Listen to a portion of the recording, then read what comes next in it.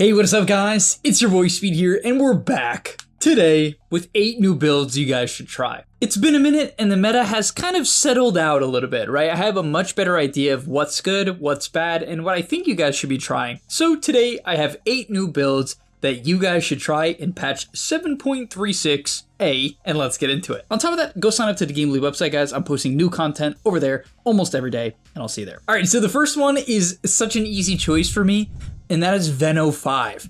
Veno 5 is just nasty right now. If you're a support player and you haven't given Venomancer a shot because you just don't think it fits your playstyle, I assure you, you're gonna love the way it feels. This sounds like some weird like TV commercial now, but I really mean this. Veno 5 with the left facet, Patient 0, is absurd. Basically, it makes Noxious Plague, Venomancer's ultimate, spread 2 times. Impact damage only spreads on the first one, so it's not that crazy. It's not like, oh, every time it spreads, it does like a ton of flat damage. No, but it does do the damage over time. And what's really bizarre is that when it spreads, let's say it spreads to a creep wave, because it can, that creep wave can then spread again. And then that one can kind of spread again. And it can just keep spreading. Like, it makes no sense. You think it would only spread 2 times, but it doesn't. It can just keep spreading. And so I literally watched a game where this Templar assassin, through refraction, took like 800 damage. She took like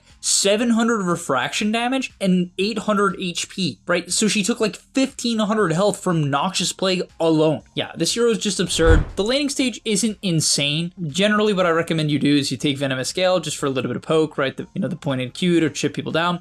Then you take Poison Sting, then you take Plague Ward, and then you max Poison Sting with 2 points in Plague Wards. Basically, the key to Veno support is to get 2 points in Plague Wards so that they aren't like too-shottable. Once you get to 2 points in Plague Wards, it takes certain supports like 4 hits, and it's way too many hits for them to kill. However, if you leave it at level 1, it's just too easy to kill them, right? 2 hits it's enough time where it's worth hitting it and taking the damage for the gold. So yeah, skill it up, then you max out your W, because the W gets applied by your hero, but it also gets applied half by your Plague Ward, so it's insane scaling, and this hero's damage is ridiculous. In terms of items, just buy like Mech Drums, Force Staff, Glimmer, the standard stuff. Next up is Tank Sand King. So it's really funny, I was talking to my friend about Sand King, we were theory crafting, and I said to him, I think Blade Mail Sand King is the way to go, or it's a good option. Reason being is Sand King's armor is pretty bad, so Blade Mail helps out with that, and now you want to take the right facet. The right facet is called Dust Devil, and what it allows you to do is move your Sandstorm based on your movement speed.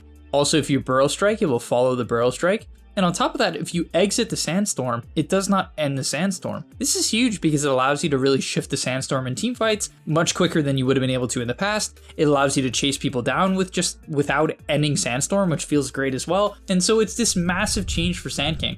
However, he's not invisible. That is the drawback. But it's okay because you can build tank items. You're Tank Sand King. So you have this absurdly mobile Sandstorm that lets you track people down, farm better, and move your Ags, right? Which creates stuns, creates Burrow Strikes in the Sandstorm. It's really strong. And so I was saying, I think you should go Blade Mail. He was pretty skeptical, but yeah, I'm looking at 33's Pro Tracker here. And in his last 2 games, both of which he owned, he bought Bracer Wand Blade Mail and Wand Bracer No Talisman Blade Mail, then Boots. And I think it could be really, really OP because people just can't fight you in this Sandstorm. It's nasty. Then after that, you're gonna buy Boots, and I recommend considering after Boots going Eternal Shroud, like phase Boots into Eternal Shroud. Do not buy a Blink Dagger, guys. You don't want a Blink Dagger with this build. You just want to get to Ags plus tank items plus Bloodstone. So yeah, the build I recommend is Blade Mail plus phase Boots. The phase Boots makes your Sandstorm move faster, then Eternal Shroud, then Aghanims, then Bloodstone, and eventually you can buy a Blink later on. However, you can even just buy Shivas to really make sure you have more armor. And yeah, Sand King's one of the highest winner heroes in Dota right now, and I definitely think this tank build could make it even higher. All right, getting into number 3, I have very little to say, but if you haven't, you gotta try Zeus. Zeus is just good right now, mainly because of the fact that he got a very, very strong facet called Livewire. What Livewire does is Static Field deals more damage if you're close to the person. So if you don't know what Static Field is, it's Zeus's innate, and basically when you cast spells on someone, it does damage based on their current health. And with Livewire, it can deal up to 7% of their current health, which is insane because that includes Arc Lightning, Lightning Bolt, Heavenly Jump, your ulti, and potentially Nimbus, right? So like you're just zapping their current health down. I mean, it's just ridiculous damage. You can't fight it. And what they did to kind of compensate for the fact that they removed Arc Lightning doing current health damage is they buffed the damage. But the thing is, Arc Lightning does Livewire damage, or it does static field damage. So Zeus just does some insane amount of damage right now. Like, this hero just chunks because of Livewire. And so, yeah, if you haven't given Zeus a shot, people are playing mid Zeus, which is the standard. People are playing, well, personally, one of my favorite things in Dota right now is offlane Zeus. I think it's insanely good. This hero just has nasty base stats, like incredible base stats. You go 2 null talismans into mana boots. People are playing support Zeus because the hero has insane base stats and just does ridiculous damage with this Livewire. Another reason why support Zeus is good is it's very good at scouting areas because of Heavenly Jump, and it can D-ward anywhere because of its Lightning Bolt, right? Lightning Bolt gives True Sight in a massive 750 radius, so you can easily D-ward with or without sentries, right? So this hero is just nasty in the vision game as well. So big fan of Zeus, just think the hero's broken, so I wanted to put him on this list. Next up, we have Spirit Breaker Pushback, which is so cool and really fun. If you haven't seen it yet, basically, Spirit Breaker's facet, in balance, makes it where he amps knockback. So when he ultis someone, they have 100% knockback amplification. Now, there's not a lot of sources of knockback in Dota, funny enough. However, that's okay, because your charge is one of those sources. So basically, what you do is you buy a Shadowblade, you can ulti people from Shadowblade without it breaking the Shadowblade, so you can even cancel it if you want to. That ulti will push them back really far because it applies the knockback amplification before the ulti hits. Right, so it pushes them back obscenely far, then you charge the person, which also pushes them back extremely far, and if you want to go really crazy, you can buy a Hurricane Pike, and that will push them obscenely far. It's really funny, guys, and Spirit Breaker is also just one of the best pub heroes in the game due to his innate ability Herd Mentality, which gives the lowest level hero on your team 50% bonus XP. 50% bonus XP at all times, guys, for the lowest level hero is just insane. It's even broken in the laning stage just for getting early level 2, early level 3, you know, whatever it is. It's just, I mean, this innate is ridiculous. And with this pushback strategy, honestly, you know what? You're like a rich man's Bat Rider. That's how I'm going to put it. Getting into number 5, we have Weaver Carry. I talked about Weaver support in another video, and I wouldn't say there's too much of a difference, but I really wanted to cover Weaver again because of how good I think this hero actually is. I think it's easily one of the best heroes in Dota right now. And the reason why is if you haven't given it a shot, at level 2, you can have Geminite Attack, Sakuchi, and the Swarm, because his innate is Geminite Attack. So basically at level 1, what's so broken about this hero is you walk up to the enemy, you hit them with Geminite Attack, and then you Sakuchi. And Sakuchi and Geminite Attack have a pretty similar cooldown if you don't end the Sakuchi right away. Does that make sense? If you hit with Geminite Attack, Sakuchi, and then like wait to the end of the duration of Sakuchi, which is 4 seconds, you can really have pretty similar cooldowns on both of them. And then it's just insane damage because every 10.5 seconds, which is Geminite Attack cooldown at level 1, you're just double hitting them. And then usually the problem with that is your melee range, right? Or for a range, you're not actually melee range. You're just bad range because Weaver's range is bad. But you walk up, you double hit, and then you Sakuchi, and you just deal like 150, 200 damage, low commitment. And your training's insane. You get them low because at level 1 you have 2 spells, and at level 2, you just kill them with the Swarm, right? Because you've already gotten them low because you have this insane level 1 timing. And so yeah, Weaver Carry is nasty. Basically the item build you go is Magic Wand into treads with raindrops. You need them out of desperately. Some people even buy Null Talisman, which I think is okay. Some people go Falcon Blade. I personally think the Null Talisman is best. After that, you're going to pick up a Gleipnir.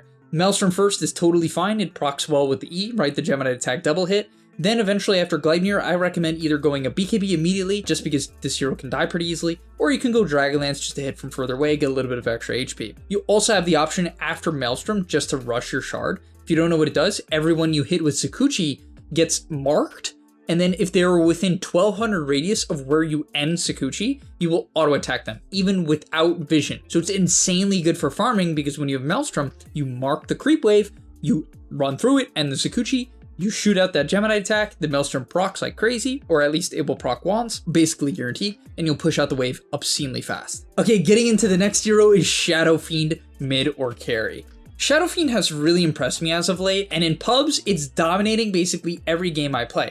The reason why is because of the fact of Shadow Mirror. Shadow Mirror is the right facet of Shadow Fiend, and it applies a stacking 10% movement speed and 10 attack debuff on enemies hit. Basically, Shadow Fiend's problem in the past was if you wanted to slow them with Shadow Raise, you basically had to hit 2 raises. Otherwise, the first raise wouldn't slow. Now, the first raise slows for 10%. And you might be like, oh, that's not that crazy, it's 10%. Guys, 10% is insane. If someone is 310 movement speed, or 300 movement speed, that is 30 movement speed. That's more than half of Boots, right? And that is huge because it sets up for your second Shadow Raise, right? And so not only that, they also buff the cooldown of Shadow Raise from 10 to 9. And that also might not seem like a big deal. But first off, that's a 10% buff and you have 3 raises. So it like super matters. Yeah, so it's just insane because every raise you hit does a bonus 50 damage. So the first raise does 90. The second raise does 140, the third raise does 190, and so on and so on. And they all slow and slow and slow. And now they also slow attack speed. So if you try to fight the Shadow Fiend, you probably are missing 20 attack speed, and then you're super gonna lose. And on top of that, what's really, really crazy about Shadow Fiend is that Necromastery is his innate. This is the ability where if you get a last hit or a deny, you get damage. And this works so well because now at level 2, instead of having to take Necromastery and building up your souls late, you instantly get to build up souls starting from level 1. And at level 2, you don't even have to skill Necromastery. You get to skill Presence of the Dark Lord, which is one of the best value points in all of Dota. Why? Because it's 4 armor reduction in a 1200 radius. 4 armor reduction. For reference, Blightstone, a 300 gold item, pretty expensive for the early game, is 2 armor reduction. This is double. It puts the majority of supports into either 0 armor or negative armor, which is when heroes really start to take insane damage from right clicks. So this hero's laning stage has basically never been better. It's some of the most broken stuff in Dota right now. And so yeah, you gotta give it a shot. There's also a lot of other things that are crazy. At level 10, he gets Shadow Raise stack damage, so raises get even better. At 15, you get 120 Shadow Raise damage, raises get even better. At 20, you get +2 damage per soul, which is insane. And at level 25, you get Shadow Raise applies attack damage. So your right clicks are applied by Shadow Raise. In terms of the item build, what's really cool as well, if you want to, you can go Yashakaya because Yashakaya buffs cast speed now, so the raises come out really fast. Your ulti also comes out faster, so you can do these crazy combos where, especially if you have Ags, you hit this like massive ulti, it fears them away, and then you triple raise, and you can do all of this because of the cast speed buff plus spell amp that the Kaya Yasha is giving you. All right, getting to the next hero, we have Pangolier. No, I'm kidding. But I actually do want to say Pangolier, it's the lowest winner hero in Dota right now. For everyone who does not know, it is the bottom. It is literally below 40% win rate on Dota buff. It is the worst hero in Dota right now for your average pub. I'm not kidding. However, it still might not be terrible in the pro scene. Reason being is he has this innate that makes his roll like way faster, and you can chain stun people by rolling in a circle. It's actually really practical and honestly seems pretty good. However, the rest of the hero sucks. All right, and finally, I want to talk about something a bit off meta, but I think it could be really awesome and strong. Night Stalker is one of the most buffed heroes of this patch, and I think he's actually better as a carry than an offlaner. The reason why I think that is this hero is like this really well scaling hero that doesn't like getting pressured when he's weak in the early game, right? What I mean by that is usually now you take the facet that gives you early nighttime, and so you're really strong for the first 5 minutes. But then you have this period of kind of wait time, and it really sucks to get pressured. And in the offlane, it's often a problem because you're going to get counterpicked by Submersa, and you have to try to side pull, which is frankly hard because it's really easy to block the side pull compared to how hard it is to block the small camp if you're the offlaner, right? If you're the offlaner and you want lane equilibrium, you got to run like a country mile, literally run a marathon just to block the small camp, then you're out of position. And there's like a chance the support is just punishing you for doing that, right? So it's actually quite difficult. In a lot of ways. And so the reason why I really like this hero as a carry is just because I think it fits the mold of a carry. It scales really well, its early laning stage is incredible, and I actually think that's better for the safe lane than the off lane because there's a lot more room to run people down in the safe lane, right?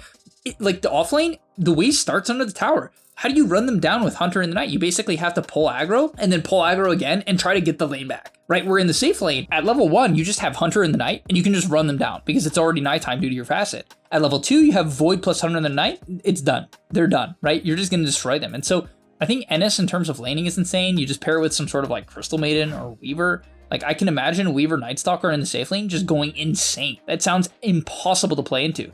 And then when it's daytime, it's just better for Night Stalker to be in the safe lane because you can farm the shitty back camps, not too efficiently, but you can farm them. You can hit the portal and use your ulti, which is incredibly practical, right? Because your ulti, you want to get on top of them. If you hit the portal in the safe lane, you end up behind the enemy safe laner. Then when you ulti from the tree line, you're going to catch them off guard every single time. So I just think there's so many angles. In terms of items, I would keep it pretty standard. Double bracer and a phase boots and a wand. After that, I would recommend going Midas. You can go Conda after that. Like, I think the Phylactery and Conda is just nasty tempo. I think Midas can be good because this hero wants a lot of levels. The attack speed is a bit redundant, so like I would only go Midas if you feel like you want a really dead lane, just kind of like control an area. You don't want to roam too much, but I mainly focus on getting the Conda into BKB. After that, there's so many options. You can go AC into Basher, you can go AC into BKB, you can go straight BKB, right? There's a lot of different things you can go, but pretty standard Night Stalker. All right, that's going to be all for today's video. Hopefully you guys enjoyed. If there's anything you've been owning with, please put it in the comment section down below, as I want to make one more of these videos just because there's so much to try in this patch. And so I'd love to hear your input and take some of the ideas that you guys have been using and compile it into a video so everyone can try them. Okay, thank you guys so much for watching. I'll see you in the next one, and I'm out. And that's all, but remember, before you leave, come on, before you tune out, subscribe to the Game Leap website, where we are going to help you get to the next rank. If you're stuck, click the link down below, and I'm out. Peace.